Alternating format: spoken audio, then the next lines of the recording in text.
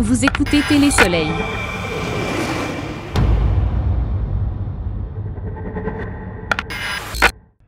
C'est selon de façons dans la vie, chacun dans sa gauche, chacun sa forme, ces valeurs-là. Et après, ça fait déjà quelques années, dans le secteur de Montréal, il y avait eu beaucoup de fumée pour un incendie qui était dans le secteur des Chichas.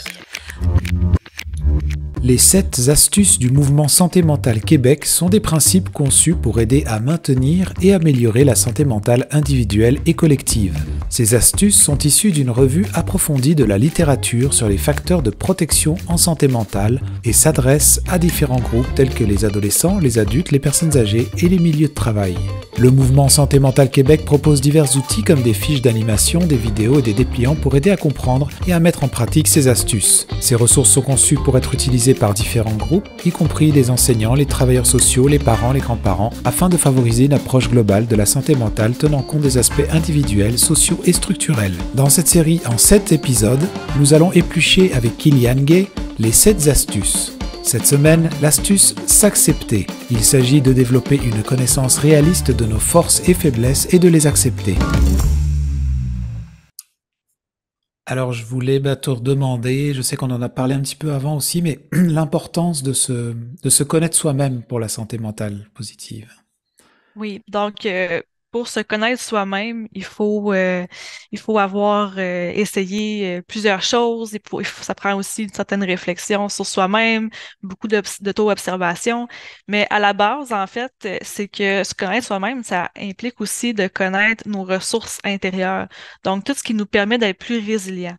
La résilience, d'ailleurs, dans le jargon, on dit que c'est la capacité de rebondir face à un événement.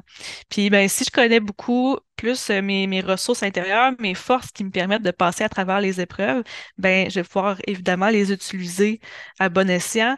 Et quand je me connais un peu moins bien, quand que me concentre beaucoup sur mes défauts, ben, c'est là que ça peut affecter justement ma capacité à avoir une meilleure estime, une meilleure confiance en moi. Donc, en fait, moi, je trouve que l'estime de soi, c'est une des bases de la santé mentale et donc de la connaissance de soi aussi. Donc avec l'astuce s'accepter pour cette semaine, euh, comment est-ce qu'on peut apprendre justement à reconnaître et à valoriser en fait nos forces tout en acceptant nos limites. Enfin, j'essaie de le voir un peu comme ça là. Mhm. Ben, c'est sûr que nos forces dans la vie, ce n'est pas notre réflexe premier de voir ça. Tu sais, notre cerveau, comment il est conçu, c'est de percevoir la négativité en premier. Pourquoi ça?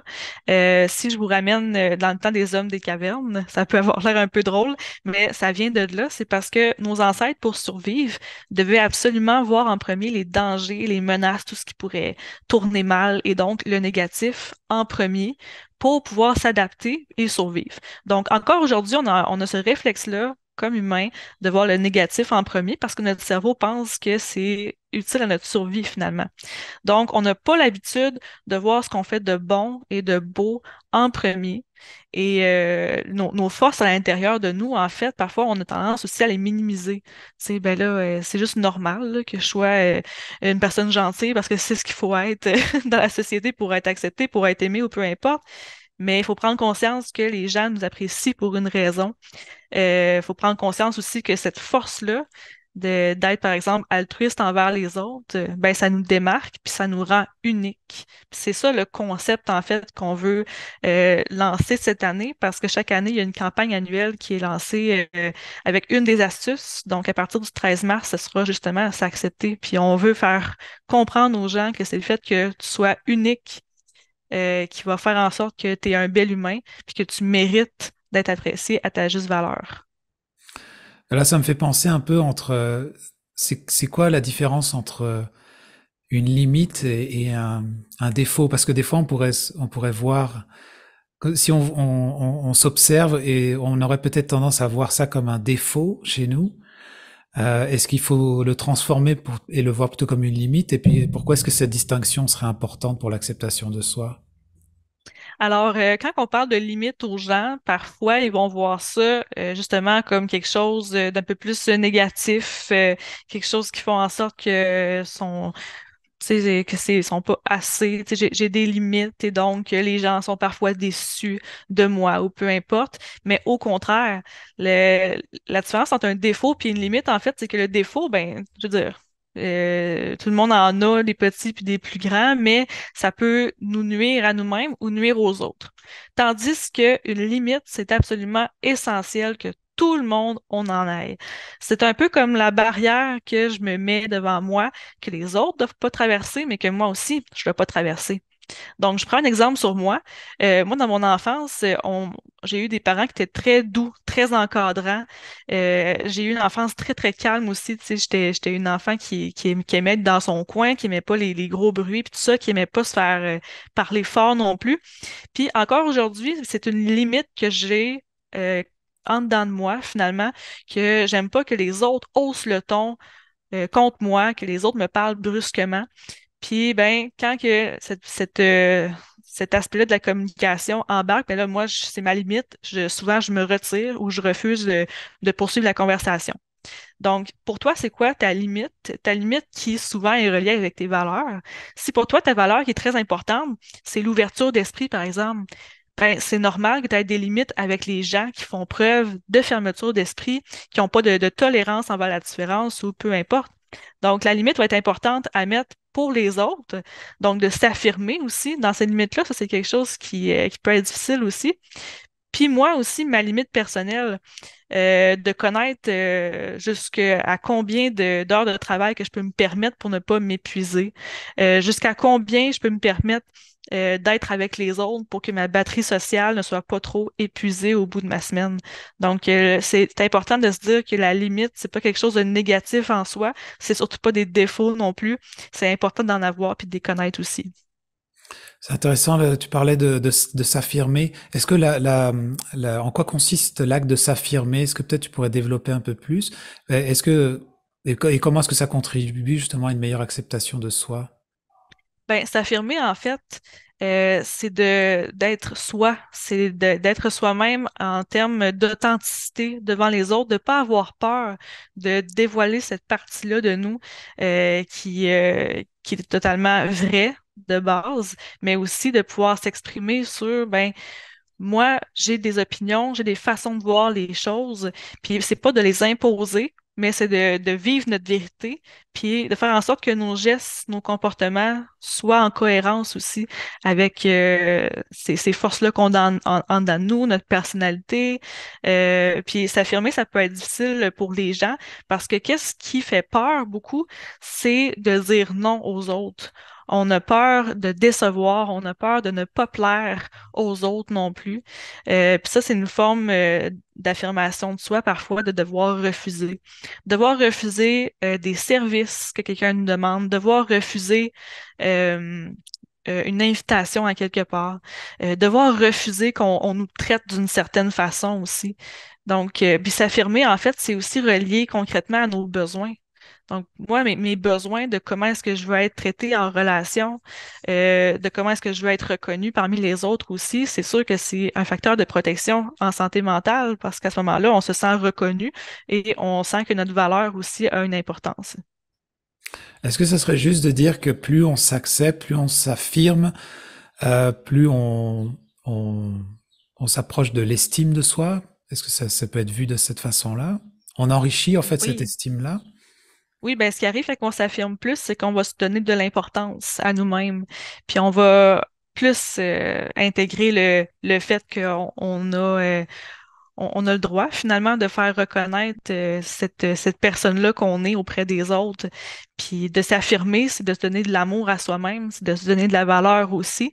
Donc oui, c'est sûr que ça va solidifier, si on veut, nos racines d'estime de soi. Il y a une, quand je faisais préparer mes questions, il y avait justement un peu le concept que, euh, avec selon, tu sais, le terme de se comparer des fois avec les autres. Des fois, on Mhm. voudrait s'accepter, mais selon le passé qu'on a eu ou la vie qu'on a, nos expériences passées qui peuvent sûrement influencer notre bien-être mental du temps présent.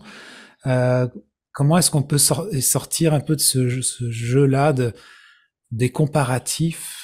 Peut-être quand on voudrait s'accepter, mais des fois à côté de soi, tout d'un coup, il y a quelqu'un qui est déjà dans une santé mentale, je sais pas, qui a l'air de rayonner, et nous, on essaye d'aller vers là, mais on a du mal. Enfin bref, tu vois un peu Ouais. le genre. Oui, ben la première chose que je dirais, c'est que comme humain, comment je pourrais dire, c'est un réflexe de se comparer aux autres. C'est pas quelque chose qu'on contrôle la plupart du temps, c'est quelque chose qu'on fait naturellement entre nos pairs, entre, tu sais, on est constamment en train de se comparer. Puis en fait, ce que je dis souvent aux gens comme exemple, c'est comme si tu avais deux personnes, des voisins, là, qui font chacun de la menuiserie dans leur garage. Il y en a un que ça fait 20 ans qu'il en fait de la menuiserie, puis que ses parents ils ont montré comment faire, il a été valorisé là-dedans, tout le monde le trouve bon, c'est super. Puis tu as l'autre gars à côté dans son garage qui fait de la menuiserie aussi, mais lui, ça fait 1 an qu'il en fait. Puis il n'y a personne qui s'intéresse à son travail, puis lui, il se trouve pas bon. Puis lui, ben, son réflexe, c'est de se comparer à l'autre à côté. Sauf que lui, ça fait ben, plus longtemps qu'il fait ça, puis lui, il a beaucoup confiance en lui, puis tout ça, puis ça fait en sorte que ben, peut-être qu'il va se trouver beaucoup moins bon à cause de ça. Fait que des fois, je demande aux gens en conférence, c'est avec qui qu'il faut se comparer le plus, vous pensez? Puis là, le monde font comme, ben, avec soi-même. Tu sais, un peu Mm. comme, ben oui, on le sait. Mais la vérité, c'est ça, c'est parce que les autres autour de nous, là, ils n'ont pas les mêmes forces, ils n'ont pas le même bagage de vie, pas la même histoire, pas la même personnalité que nous. Et donc, ça revient comme à comparer des pommes puis des oranges, là. Ça marche juste pas parce que on peut pas se comparer avec quelqu'un qui a une perception différente de nous des choses, qui a peut-être pas les mêmes talents. Mais comme humain, on a une tendance justement à envier les autres parce que justement, on a l'impression qu'ils sont plus reconnus. On n'arrive pas à se voir aussi d'un œil extérieur comme les autres peuvent nous percevoir ou peu importe. Fait que la comparaison, c'est une excellente façon de miner son estime de soi, ça Mm. c'est certain. Puis ça nous empêche de voir nos réussites, ça nous empêche de voir nos succès malheureusement. D'accord. J'imagine que est-ce que c'est le plus gros défi de l'acceptation, ou est-ce qu'il y en a d'autres d'ailleurs, des défis à surmonter quand on va dans le chemin d'estime de soi et l'acceptation? J'en ai parlé un petit peu dans une des autres astuces, là, mais il y a aussi le défi de ne pas se concentrer sur uniquement nos erreurs puis nos défauts, de plutôt se concentrer sur l'entièreté de la personne qu'on est. Moi, je fais beaucoup d'ateliers dans pas dans les prisons, là, mais dans une prison. Puis les gens qui sont là, tu sais, eux autres se sont complètement redéfinis à partir de l'erreur qu'ils ont faite, puis le pourquoi qu'ils sont là, tu sais. Fait que c'est tout qu'un travail de permettre à ces gens-là de se rendre compte qu'ils sont autre chose que ça, que cette erreur-là qu'ils ont faite, qui ont aussi des forces, qui ont aussi des passions, ils ont différents rôles dans leur vie. Peut-être que c'est des papas, le frère, le meilleur ami de quelqu'un, de se sortir, dans le fond, de cette erreur-là qui prend toute la place dans notre vie. Puis parfois, ça peut être même des petites erreurs, mais qu'on va s'accrocher là-dessus, tu sais. Moi, ce que je me dis souvent, c'est que l'erreur que j'ai faite aujourd'hui, là, je suis pas mal la seule qui va se coucher le soir, puis qui va y penser, puis qui dort pas, tu sais, à cause de ça. Pas sûr que ma patronne, mes collègues, que mes amis vont se coucher le soir en pensant à moi qui ai fait ma petite erreur du jour, tu sais. Fait que oui, il y a ça comme défi de voir nos erreurs comme des actes qui sont humains, qui sont normaux, puis qui vont pas nous redéfinir, évidemment. Parce que donc ce que je comprends, c'est que dans le concept de s'accepter, il y a accepter aussi ce que l'on aime et ce que l'on fait en fait, les actions qu'on Oui. fait. Mhm, c'est sûr, parce que les actions qu'on va faire vont être peut-être reliées à des besoins qu'on se fait, à certaines attentes. Puis il y a des gens aussi qui vont regretter d'avoir fait certains choix dans le passé. Parce que là, ils se rendent compte que c'était peut-être pas la bonne chose, puis qu'ils vont s'en faire beaucoup, qu'ils aimeraient donc bien ça, rembobiner la cassette pour faire un choix différent à ce moment-là. Fait que c'est un peu un classique, mais ce qu'on dit à ces gens-là, c'est que ben, le choix, la décision que tu as prise à ce moment-là, c'était avec ce que tu connaissais. Tu as fait au meilleur de tes capacités avec à ce moment-là ce que tu pensais qui était meilleur pour toi. Aujourd'hui, c'est normal que peut-être que tu trouves que cette décision-là était peut-être pas la meilleure parce que tu as évolué, tu as appris, tu as changé, mais sache que les décisions que tu vas prendre aujourd'hui, tu les fais en connaissance de cause la plupart du temps, avec ton ressenti, avec un mélange aussi de ta tête puis ton cœur, qu'est-ce qu'elles te disent. Peut-être que dans quelques années, ça sera pas ça. Tu auras peut-être besoin de trouver une autre direction à ta vie, à trouver un autre sens, peu importe, mais il faut surtout pas s'en faire finalement, puis se taper sur la tête pour des choix qu'on a faits, là. Oui, parce qu'il y a quand même le concept que bah, l'humain est en constante évolution normalement. Enfin, on évolue, on change, on a des crises de temps en temps. Il y a des périodes de notre vie où on devient peut-être aussi d'autres personnes. Est-ce que l'acceptation est sur le moment présent, mais c'est de se dire aussi que euh, dans 10 ans, ça sera tout autre chose? Est-ce que c'est juste de le voir comme ça? Ouais, ben c'est d'accepter la personne qu'on est aujourd'hui, mais parfois il y a des gens pour qui le défi réside davantage dans accepter ce qu'on a vécu dans le passé, d'accepter que ça c'est mon histoire, puis que maintenant, qu'est-ce que je vais faire avec ça? Ça sera quoi les conséquences bonnes ou mauvaises sur comment est-ce que je vais vivre ma vie en ce moment, mais d'accepter que ce bout-là, ce chapitre-là de notre vie est déjà écrit. Maintenant, on vous donne le crayon dans les mains, là, puis vous avez le choix de choisir.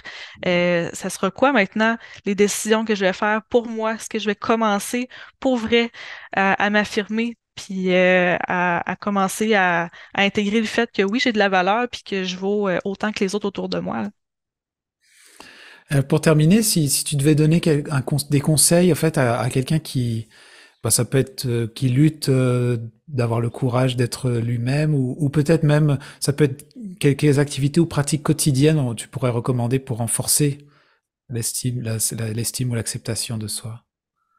Oui, donc l'estime de soi, il y a beaucoup de branches là-dedans. On peut agir sur plusieurs aspects aussi de notre estime de soi. Entre autres, au niveau de notre identité. Donc, la connaissance de soi, c'est vraiment important. En connaissant nos forces, en connaissant nos limites aussi, en les acceptant surtout.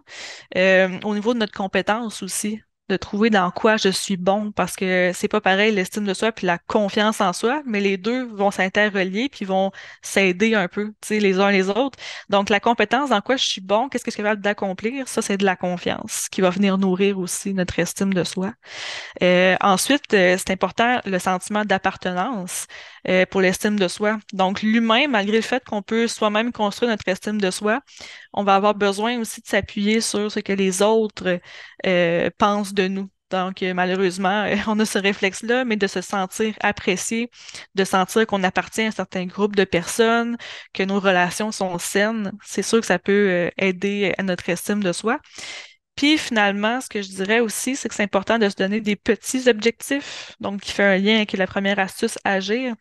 Si on se donne le plus souvent l'occasion de vivre des petites réussites, c'est ça qui va venir renforcer l'estime de soi. C'est d'avoir l'impression qu'il y a des choses qu'on fait de bien, de bon aussi, puis de se donner la chance d'atteindre ces objectifs-là. Donc, vous êtes mieux de vous faire des petits objectifs, des petits buts à court terme qui sont atteignables, qui sont réalisables aussi, puis vous permettent de vivre ces succès-là, là.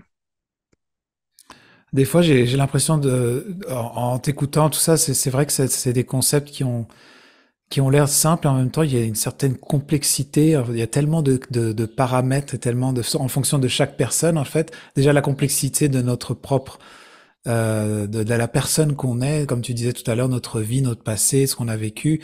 Et puis, Ouais. comment on interagit avec les autres, ce qu'on pense des autres, ce que les autres pensent de nous, et tellement de paramètres à rentrer des fois dans le cerveau. Est-ce que des fois, ça, c'est se prendre la tête pour rien ou quand on est trop dans les focus de tous ces détails-là, ça peut nous nuire. Comment est-ce que toi tu vois ça? C'est sûr qu'il y a un certain équilibre à avoir, dans le sens où est-ce que si on se met à trop s'analyser, à être constamment conscient de tout ce qu'on fait, puis de toujours s'auto-évaluer, ben, ça peut devenir lourd un peu. Puis peut-être que parfois, il faut lâcher prise sur certaines choses. Parfois, il faut penser uniquement à s'amuser, par exemple. Tu sais, si je suis dans un party puis que je suis toujours là en train de me dire ah qu'est-ce que j'ai dit là, puis comment ça j'ai fait ça, puis de quoi j'ai l'air, puis de s'inquiéter par rapport à notre allure, puis tout ça, ben peut-être qu'on va passer à côté de plein de choses. Mais la bonne nouvelle, c'est que l'estime de soi, ça se travaille quand on a 5 ans, mais ça se travaille aussi quand on en a 85. Donc, il n'est jamais trop tard pour aller solidifier les racines de notre arbre d'estime de soi, puis de faire en sorte qu'on aille après ça des feuilles, des branches plus solides pour faire face aux intempéries, là. De sensibilisation dans la vie, chacun dans sa gauche, chacun dans ses valeurs-là.